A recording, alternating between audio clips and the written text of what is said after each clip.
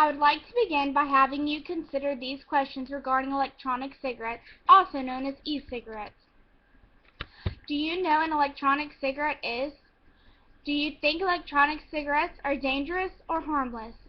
Does the vapor from an electronic cigarette pose the same risks as traditional cigarettes? Do electronic cigarettes come with zero nicotine? E-cigarettes are devices that resemble a cigarette but administer harmless vapor. These devices are growing in popularity as an alternative to tobacco cigarettes. E-cigarettes have the option for flavored juices that produce the same scent and the vapor that create a comfortable environment. The act of smoking these cigarettes is known as vaping and is accepted in certain public places. Vaping is growing among smokers and non-smokers due to the fact of trying to fit in with a group of friends. Like any other product, there are health risks that need to be kept in mind. The smoke of a traditional cigarette is a threat itself, unlike the e-cigarette, which can be an enjoyable treat. Traditional tobacco cigarettes have an odor that lingers after one cigarette that can be overwhelming. Electronic cigarettes provide scented juices that leave a pleasant scent after a vaping session. There are many different components to an e-cigarette. First, let's talk about the batteries. There are many different sizes, colors, and brands of batteries on the market.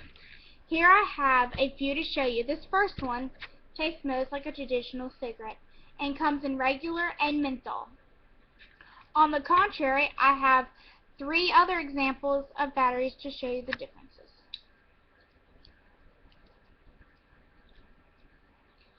There are also tanks that are screwed on to the battery that come in many different colors and brands. This one here is made of glass, whereas this one here is made of plastic.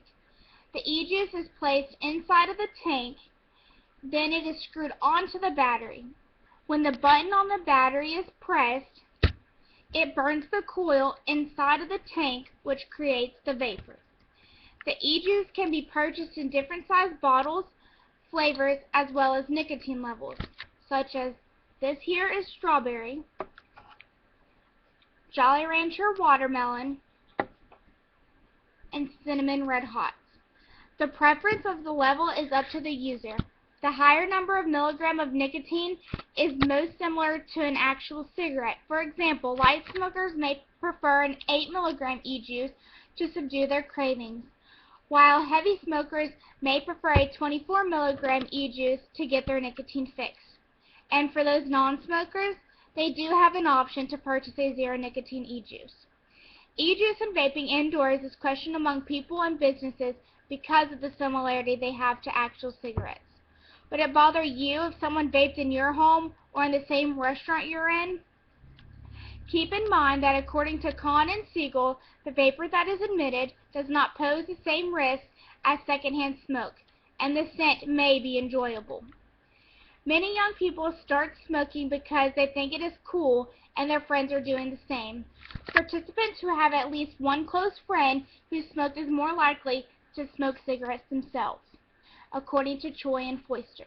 Despite the fact that you must be at least 18 years of age to purchase these products, according to Dave, a local vape shop owner, has seen an increase in the purchase of zero nicotine products among many adults. In the health perspective, electronic cigarettes are proven to help people quit smoking. According to Choi and Foister, among those who were aware of e-cigarettes, 44.5% agreed that e-cigarettes would help them quit smoking. 52.8% agreed they are less harmful than a traditional cigarette, and 26.3% agreed that they are less addictive than the traditional cigarette. Do you think I have answered some of the questions I posed at the beginning? Do you have a better idea of what an electronic cigarette is? And here is one last question. Do you think e-cigarettes will revolutionize the way cigarettes are viewed?